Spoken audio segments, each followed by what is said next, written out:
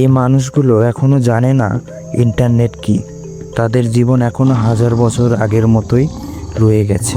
হ্যাঁ, এদের বলা হয় আনকানেক্টেড ট্রাইবার্স, যারা এখনো আধুনিক পৃথিবী থেকে পুরোপুরি আলাদা।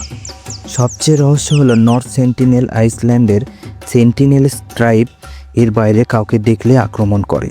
ধারণা করা হয় এরা হাজার হাজার বছর ধরে একইভাবে জীবনযাপন করছে। না আছে ফোন, না বিদ্যুৎ, না কোনো আধুনিক জিনিস।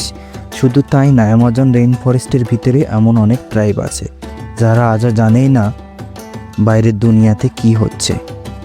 তারা শিকার করে, গাছের ফল খায় আর নিজের মতো করে বাঁচে, ঠিক যেমন হাজার বছর আগে মানুষ বাঁচত।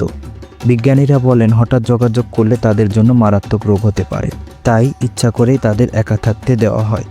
ভাবো তো, আমরা যেখানে স্মার্টফোন ছাড়া চলতে পারি না, সেখানে তারা পুরোপুরি পৃথিবী থেকে আলাদা।